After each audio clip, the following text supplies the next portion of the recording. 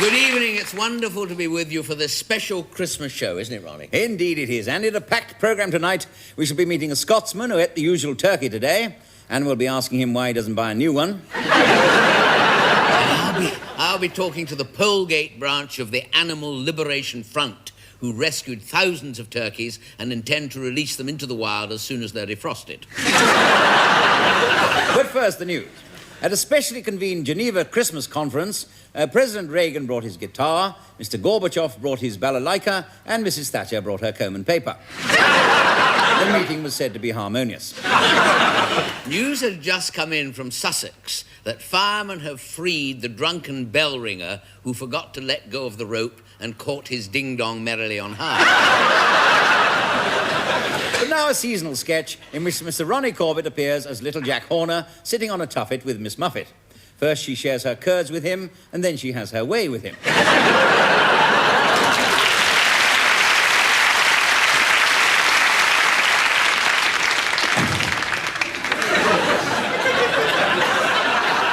Afternoon, Doctor. Oh. Champion that you could see me at such short notice. Well, that's all right, lad. Me name's... Do come in, Sither, and sit this end down, aye? You. I know, I've just had Josiah Ackroyd's lurcher in here having pups the nose. Fair takes the breath away, don't it?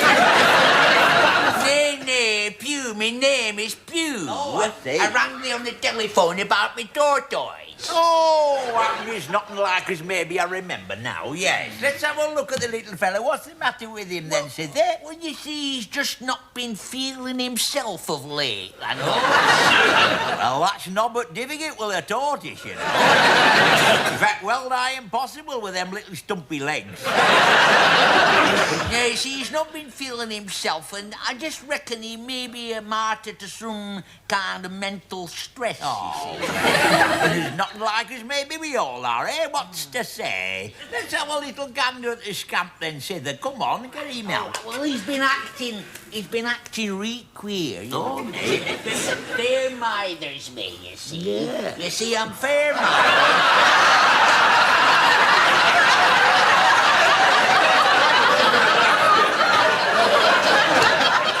I'm fair-minded, you see, because his little legs and little head have been tucked away out of sight all day. And it's as if he's got kind of fed up of living, you know what I mean? I mean, has ever seen Al look so dejected? Well, only in a British Royal buffet. Beg pardon? Well, you see, Mr. Pugh, yon's none a tortoise. Yon's not a tortoise? What do you mean yon's not a tortoise? I mean, yon's none a tortoise. Yon's a meat pie. A meat pie? Aye, meat pie. Get away. Oh, I'm telling thee, it's not but factual.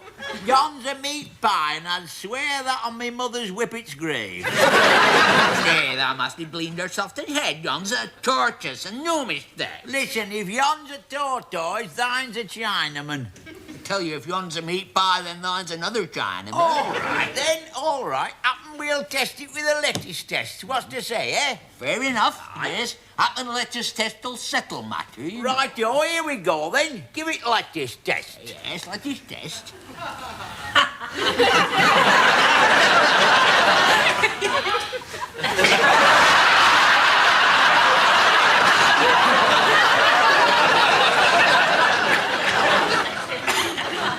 There you are, you see.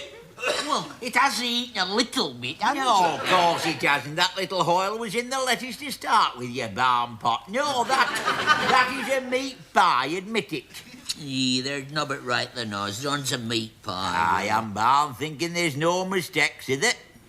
At the moment, though, if thon's a meat pie, Aye. what have I left in th' oven warming up for me dinner?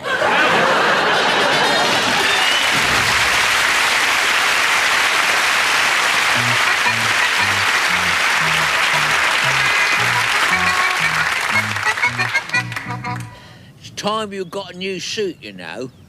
You're beginning to look shabby. suit was made to measure.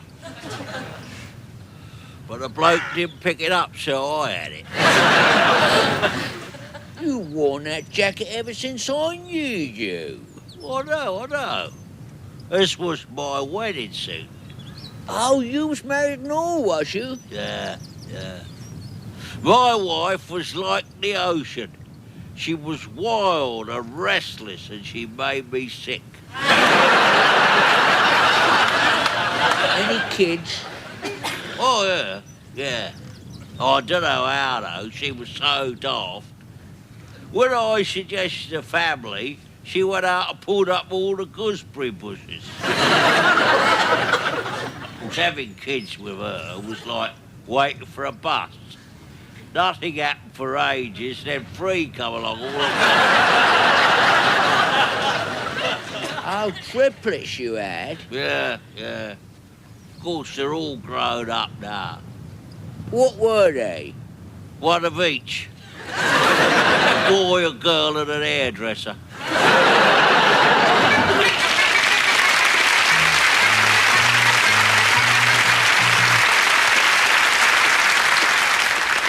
This series, Ron and I thought we'd treat ourselves to the very best of both worlds, so we asked 2 of Britain's top singer-songwriters to join us. They are Barbara Dickson and Phil Collins. Tonight, gentlemen first, I'm delighted to welcome the driving force behind the group Genesis, and with his Oscar-nominated theme from the hit movie Against All Odds, ladies and gentlemen, Phil Collins.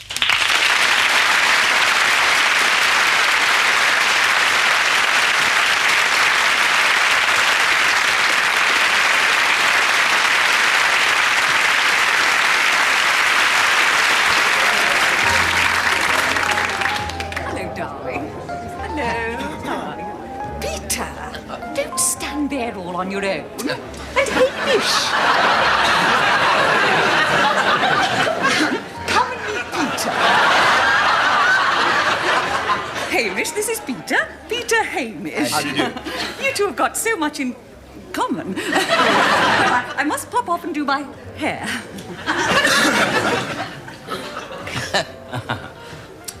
Hamish, did Valerie say? That's right, yes. Scottish? Uh-huh. Not Irish? No. Pity. In what way? Well, Irish is rhyming slang. Oh, yes. Irish jig. I don't know any rhyming slang. No, do I really? I'm not a Cockney, you know. I'm from Barnet.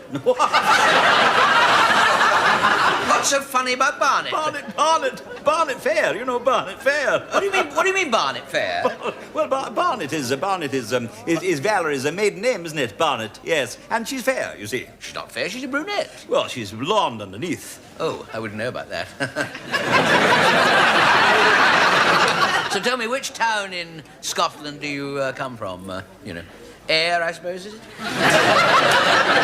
Ayr? Why do you mention Ayr? What's so special about Ayr? Well, nothing particularly. Just a very nice town, Ayr. You know, I understand.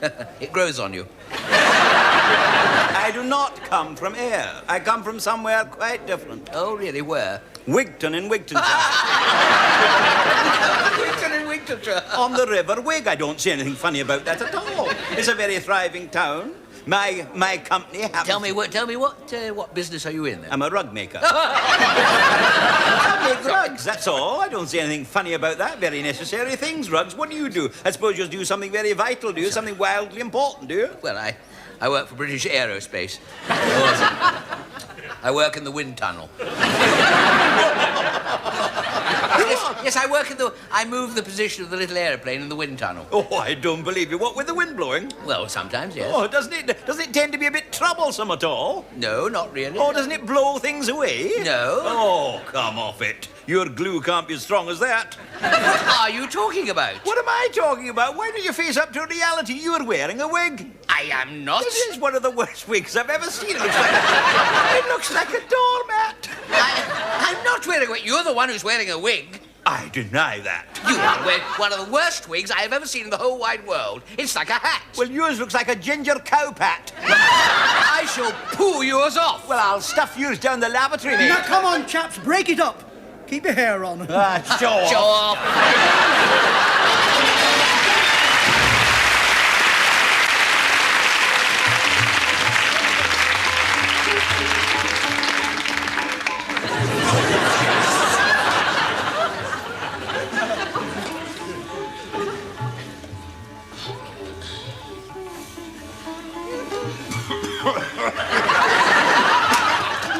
Hey, Ramjam, no customers. Business is absolutely terrible. I know, but now is your chance to advertise upon the TV. Yes, but change that terrible music. That sitar gets absolutely on my wick. I will change it.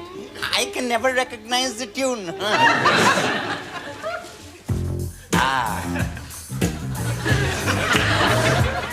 In the rocking little village of Battersea, there's a groovy little cup called the Pink Rupee. Where we're selling every night food to eat or take. We've got tandoori dishes like your mother used to make. We're talking crab, Kebab. frothy beer on top, Lamb biryani, Pakistani, papadam wrap. Oh, the women, they are coming from as far as Putney to nibble my naan and to chew my chutney. my cashmere flan with a pear and a peach refreshes the parts other tarts can't reach. We got onion bhaji, deep fried goat to bring tears to your eyes and a lump to your throat. Oh, my cauliflower booner is quite first class. But you sure fall down on your chicken madras. We got green beans. Then got crackle and snap. Take away custard-bum, papadum wrap.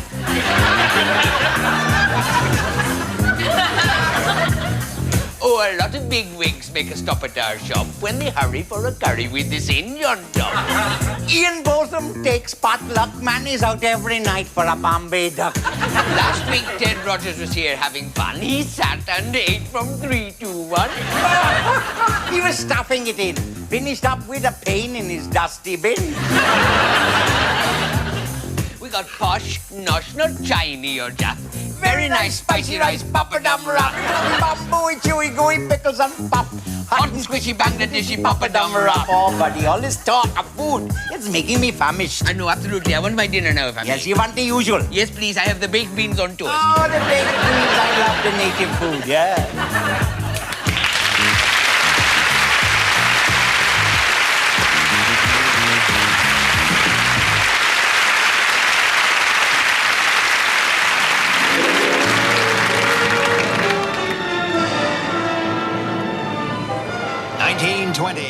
And the act of prohibition sends shock waves throughout America. One by one, the nation's liquor stores are forced to close down. And even a young Dean Martin has to come off the bottle.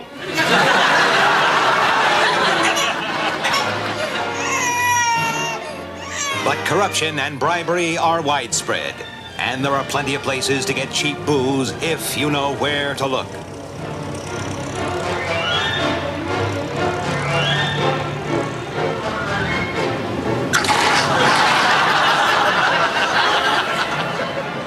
Jobs are scarce. Many men go short. But young Rocky Stallone goes shorter than most. After 3 years working as hat check boy in a confessional box, Stallone gets a job as a 2-bit cab driver in the seamy back streets of Chicago.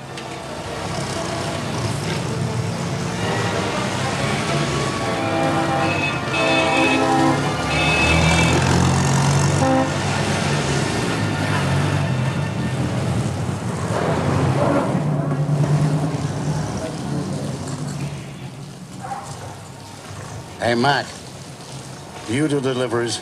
I'd do anything. When's the baby due? Got the cracks, Buster. Take this to a guy called Tuxedo Johnson.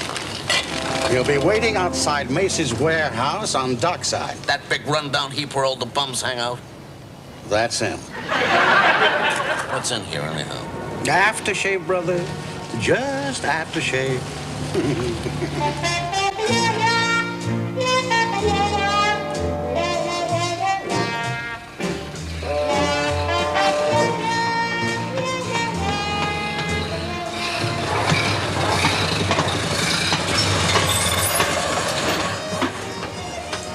Hi there. Is this old banger up for hire? Sure. That makes two of us. You were looking for a little cheap company? I already worked for one. Oh, come on, Mac. How's about it? This month I'm giving away a free set of wine glasses. You know, you could have a real good time for $200. I ain't got two big ones on me. I know the feeling. I'm waiting for Mr. Tuxedo Johnson. I got his aftershave for him. Aftershave? Oh, his aftershave. You know him? Sure. He'll be out any second. Okay, Eddie, this is it. Time to start saying your prayers.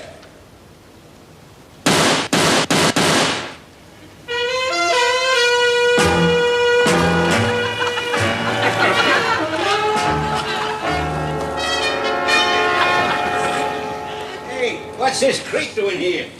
I thought I told you to keep watch. I did, Tux. He just come to bring you your aftershave. My aftershave? Oh, my aftershave, yeah. What's wrong with your friend? Oh, he's just taking an afternoon nap. He gets tired real easy. Is that why you told him to start saying his prayers? Yeah. He likes to say his prayers before he goes to sleep. I like that. It's nice. Hey, give him a Sam, will you?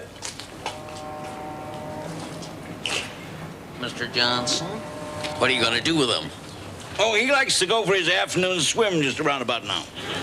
Shouldn't we wake him up first? No. He gets awful sore if you wake him in the middle of his beauty sleep. Beauty sleep? He must be some kind of insomniac.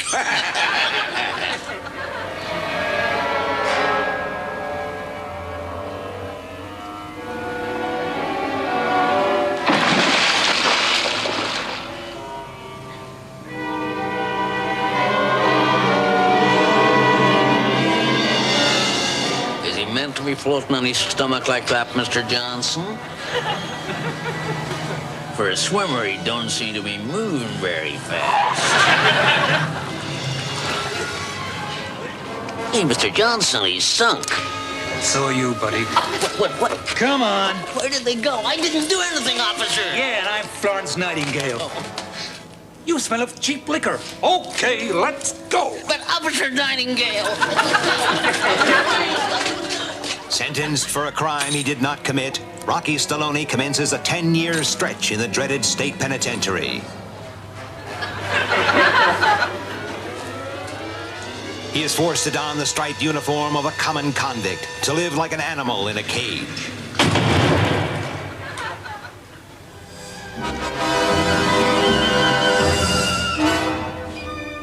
Incarcerated in his lonely cell, he counted the days until he ran out of toilet paper and had to improvise.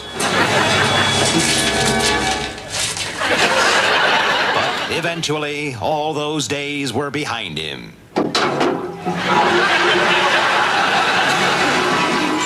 8 long years later, he is released on parole.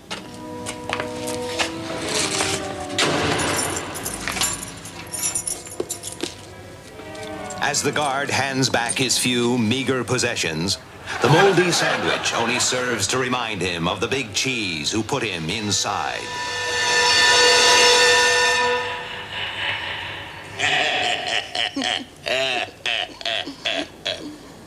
I hear Rocky just got out of the pen, boss. They say he's got a bullet with your name on it. That little shrimp. Yeah, I dip bigger than him in my boiled egg. He won't try nothing. It's a message. From Stallone. Wrapped round a brick. Why can't he use a telephone like ordinary people? Looks like he took your advice. Your days as a big... Is that an O or an I? No. Your days as a big shot are numbered. That's all it says. Looks like he plans to stitch you up, Tux. Yeah. What are you gonna do? Patience, Joni, patience. 2 can play at that game. No, only one can play at patience, boss.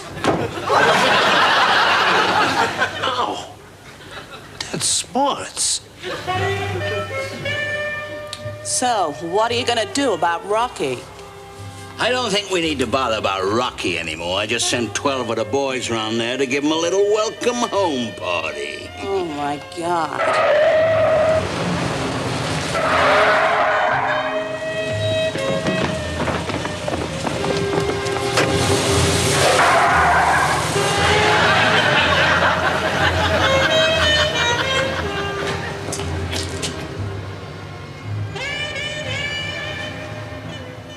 Listen, I appreciate you buying me my own nightclub and my own orchestra and my own audience.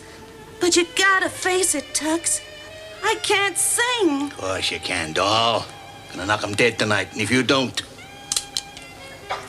I will.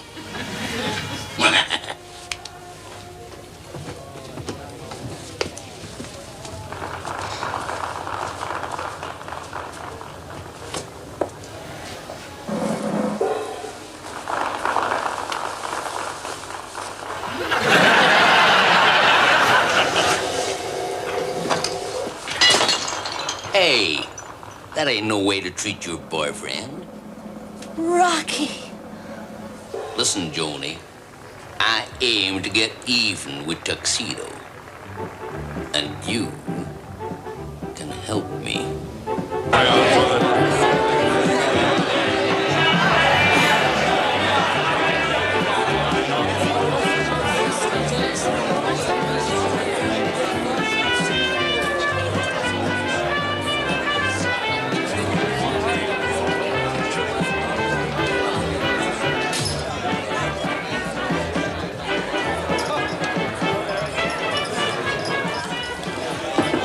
Louis. You think Rocky would try anything tonight, boss? Listen, I got so many guns around this joint, a cockroach couldn't get in. Why would a cockroach want to come to a nightclub, boss? To meet someone on his own intellectual level, like you. Yeah. Hey, watch out. Joni's coming to do her act.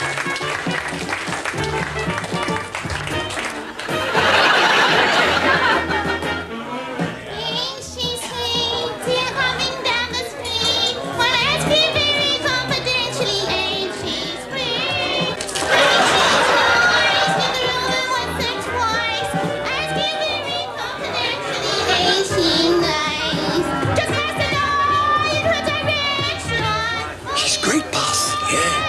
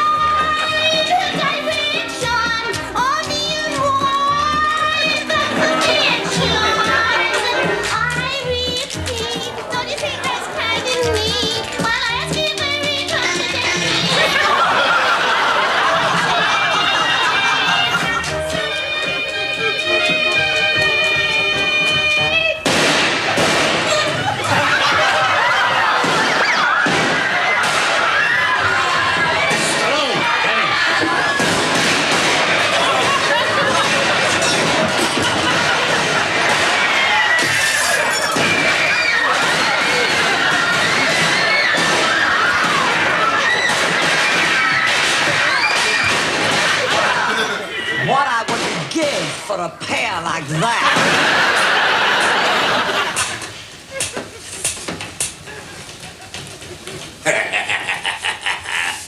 Yeah? Okay, Stallone. Who's wearing the pants now? Huh? Me, you hear me? Me. I'm wearing the pants now. You gonna throw me in for a swim like you did, Eddie? Yeah. It's time for you to start saying your prayers. Because you're going for a sleep. The big sleep.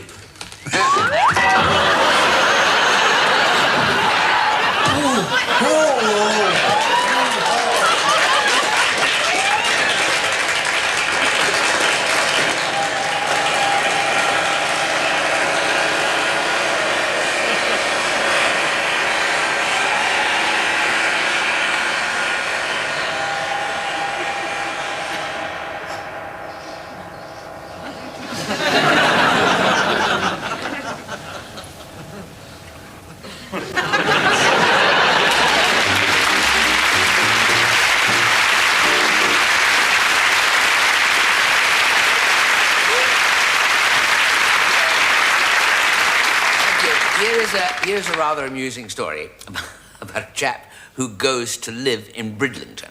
And, by the way, take no notice of this.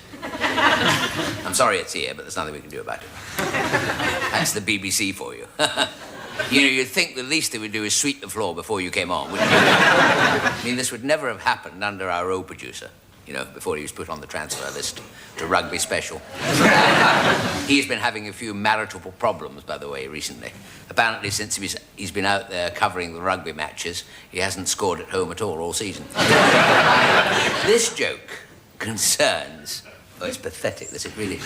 I mean, as a matter of fact, I did lodge a formal complaint about this just before the show with the head of Light Entertainment.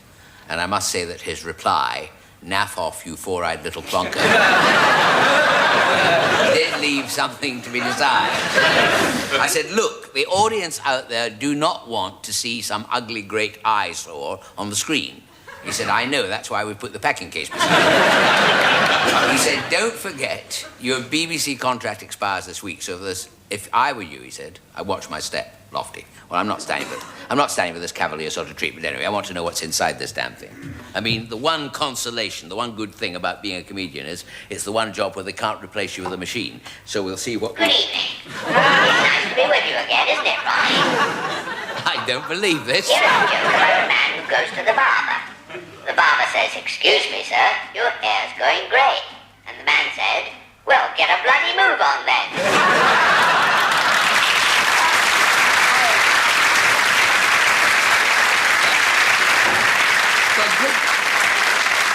For goodness sake, oh, I shouldn't have said that. For goodness sake, don't encourage it. That's technology gone mad. There we are, get off. The idea that a machine like that can do anything I can do. I wouldn't mind, but my wife has just ordered one. But enough of this sophisticated repartee. On with tonight's joke. Now, I am hoping this joke will cheer everyone up because we are still all a bit upset here about that incident at lunchtime when the BBC's lift operator was sunbathing on top of the building and he fell off the roof and stopped between the third and fourth floors. What with that and a tip-off that an animal rights group had laced a bottle of rat poison with some BBC coffee. It's all been a bit fraught. Now, once again, I have to admit this joke is not entirely new. In fact, I was reminded of it the other day while browsing through a copy of the Tortoise Gazette. I've just started taking it ever since I bought a tortoise, a racing tortoise.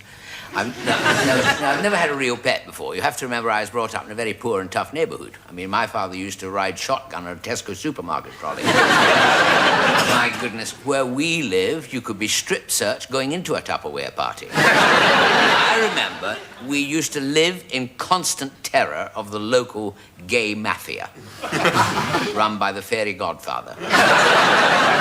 If you refused to pay protection money, a couple of the boys would come round and criticize your curtains. That has nothing to do with the joke I was going to tell you, which, as I say, is about a man who has just moved to Bridlington. And, by the way, I must give a wave to my wife at this point, because it was actually in Bridlington that we first met, Anne and I. She was working on the beach at the time, on the donkey rides. It was love at first sight. In fact, she was so overcome with emotion, she very nearly dropped the donkey. Anyway, back to the plot. The chap who has just moved to Basildon, or did I say Bridlington? Well, it could have been either. But since he's a man who's just got a job with the Essex County Council, it's probably best to make it Basildon rather than Bridlington. Doesn't bloody matter where it was. The main thing is that one day he is looking out of his window and coming up the street, he sees a little old man carrying two enormous, heavy boxes, you know, one in each hand.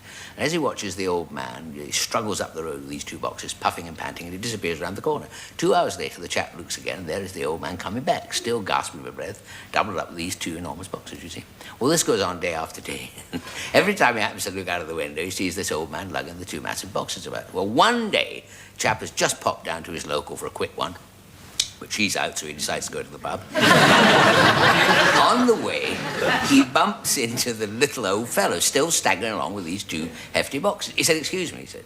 He said, you wouldn't happen to have the time on you, would you? And the old man puts the boxes down and he mops his brow. He looks at his watch, he says, yes, he said. It's 12:15, he said. In Nairobi, he said it's 2:45. And in Guatemala, he said it's 6:15. Lighting up time in Tibet is 3:37. The temperature in Rangoon is 83 Celsius. The FT index is up 6.2. ICI is put on 25p. And Elizabeth Taylor has lost 2.5 pounds since last Friday. He said in New Delhi, England are 205 for 6, with Gatting on 71. He said the 10:37 from Clapham to Bromley is running 9.5 minutes late. And Sainsbury's pork sausages have just gone on special offer in Aberdeen at 57p a pound. The chap said, that is incredible. That is the most amazing watch I have ever seen in my life. And the old man says, I know. He said, but these bloody batteries are killing me.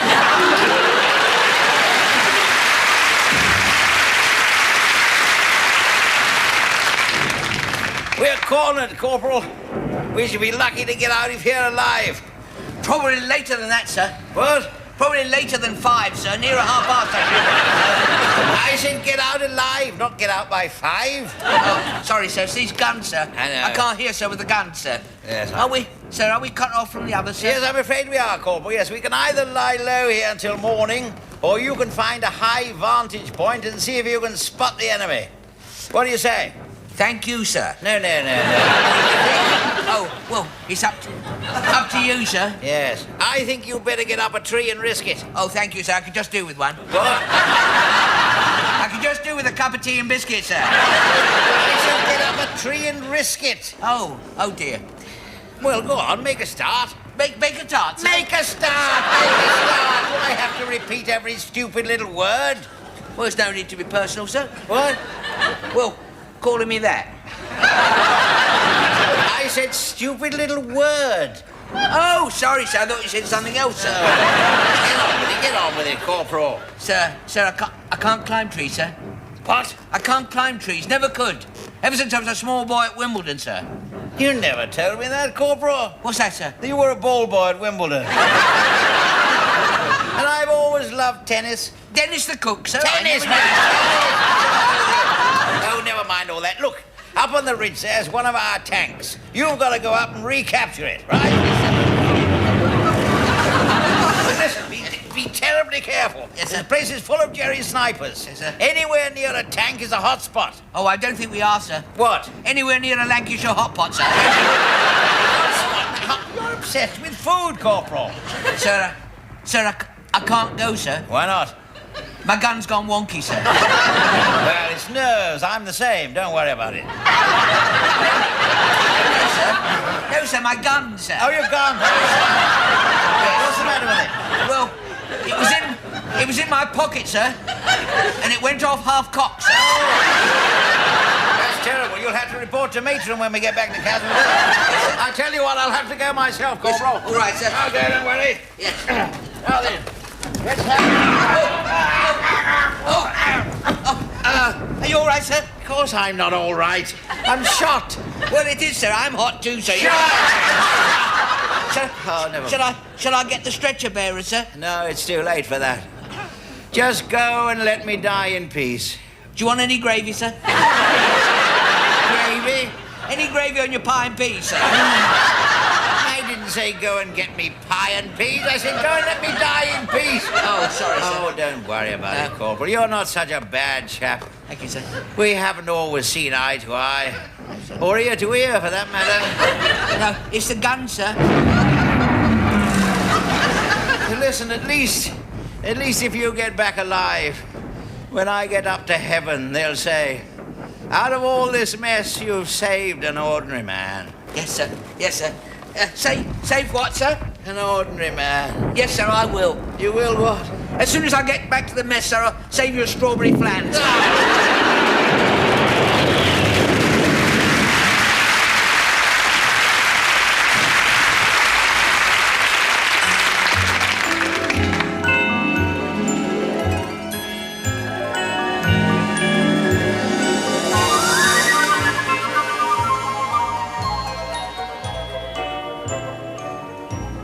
Stars are bright, moons are beaming, firelight.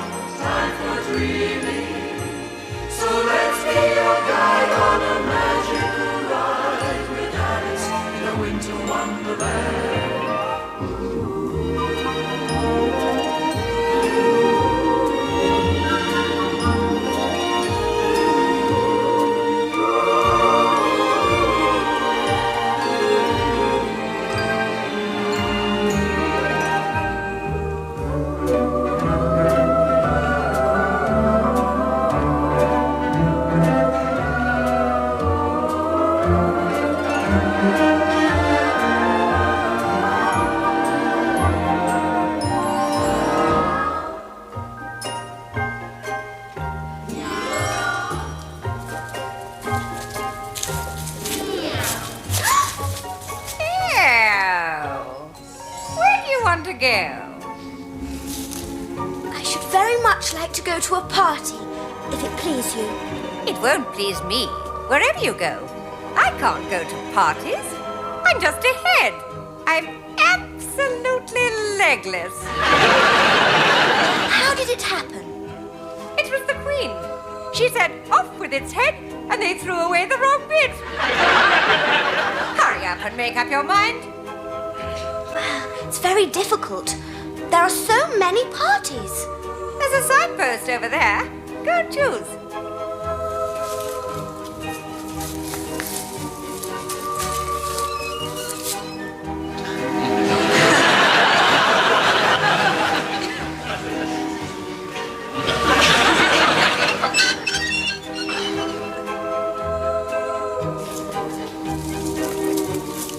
Well, that sounds the jolliest. Oh, it'll be jolly, all right. You could meet a duchess or a dormouse. The Queen of Hearts will certainly be there. Eat a Christmas dinner that's enormous, accompanied by the Hatter and the Hare. That's the one. Come on, girls.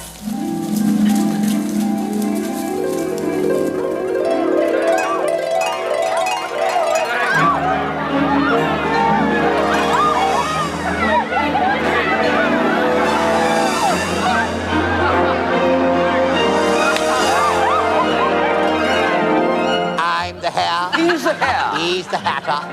And the former is as loony as the latter.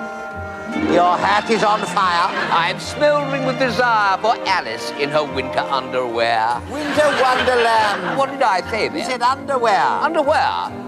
No, underwear, ladies' lingerie, peekaboo bras, garters and go-betweens. Did I say all that? Well, you had that in mind. Well, I'm not as mad as I look. I rather think I overdid the sherry. I'm drowsy and definitively drugged. I'm well beyond the stage of being merry. As a hare, I do insist on being jugged. There's the cook. And there's the Duchess. Trying hard to fall into some fella's clutches. I don't fancy yours. No, I'd sooner be indoors with Alice in her winter underwear. Wonderland with Alice in her winter wonderland. Christmas Eve, oh dear me, got to bed at 3:30. Christmas morning, kids are up at dawn. Who gave Willie that hunting horn? Christmas Day, state of shock. Try a sniffed at 10 o'clock. Knock back another one, then another 5. Stuff that goose, I'm still alive. Christmas lunch, pour more wine, more mince pies, I'm feeling fine. Knick-knack, six-pack, bucket full of beer, up to here with Christmas cheer. Little snooze, time for tea. Slip some scotch in, they'll not see. Card tricks, funny hats, crackers and balloons. Play Evita on the spoons. This old king, strength of 10. Let's play postman's knock again. Knock, knock, nicky-knack, knickers in a twist. The Queen of Hearts, she looks quite pleased. One more gin, no more lime. Let's play sardines one more time. Perfect strangers disappear in pairs. Chase the neighbour's wife upstairs. 2:30, time for bed. Let's knock Christmas on the head. Knick-knack, pretty wax, sleep is on the way. Start again on Boxing Day.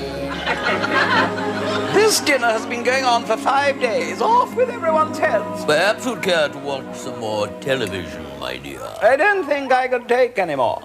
No, I know. There's been altogether too much TV this Christmas. On the 12 days of Christmas, we've seen upon TV 12 hours of snooker, 11 hours of bowling, 10 co-repeated, 9 Polish dramas, 8 panoramas, 7 Brides and Brothers, 6 Nolan sisters, Torville and Dean. For what it's worth, 3, 2, 1, to the manor born, and a speech from the dear old Queen. The other Queen, my dear, you know, the one on the stamps. How would you know? You didn't even see it. You missed the speech from Buckingham Palace. I'm sorry, my dear, I was out with Alice. I must say I didn't rate it much. It wasn't a patch on Starsky and Hutch. Or Dallas. Let's Let's not bother with TV, shall us? It's either the ballet or marry a callous. I think I'll give the ballet a miss. I'd rather watch Fulham at home to Chris. To Palace. It's much more fun at this Christmas dinner. The turkey this year's an absolute winner. If you're talking turkey, I hope you're aware the king of turkeys over there.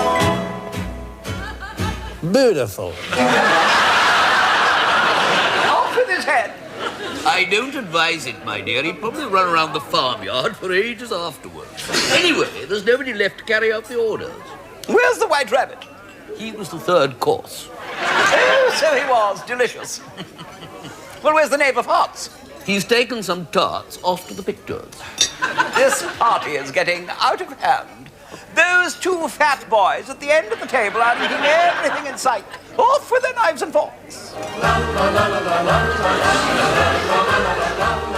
We tweedledum and tweedledee. We're not really twins, as you can see. He's smaller than me, he's fatter than me, and we both like filling our faces. We're Tweedledee and Tweedledum. He's my friend, he's my chum. We're gorging away and filling our dum like a couple of proper disgraces. There's chumps and chips and cheese souffle, scallops and dollops of liver pate, corn on the cob and creme brulee. We're bound to be sick in the morning.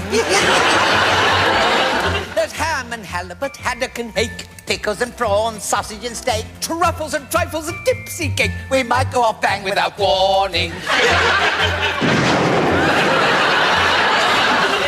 Right, that's it. If people are going to start exploding, then that's the end of it. It's Alice's fault. Off with their heads. All 6 of them. Oh, come on, girls, it's time to leave.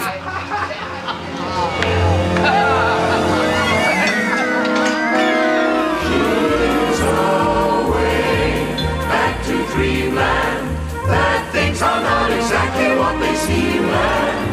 No sooner begun than over and done. Alice, your winter wonderland. Time to leave. Happy New Year. We hope you'll have and all your dreams come true. Yeah. We're so glad you could stay on your Christmas day with us in our winter wonderland. In our Christmas winter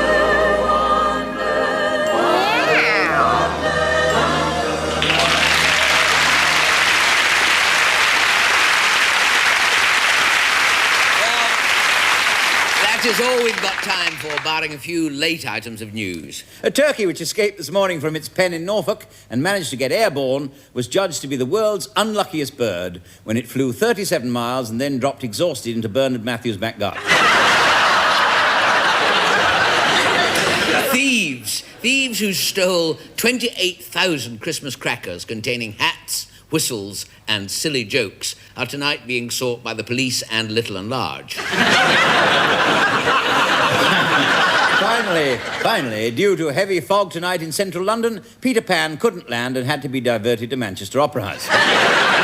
Next week, in a festive mood, we'll be taking you out of the studio to where the Grand Order of Water Rats and the cast of The Mousetrap are having a cheese and cheese party. And I'll be meeting the temp who did some typing for Santa Claus but couldn't resist a bit of ho-ho-ho, and now she's in the Christmas Pudding Club. Until that time, it's a Merry Christmas from me. And a Happy New Year from him. Good night. Good night. Good night.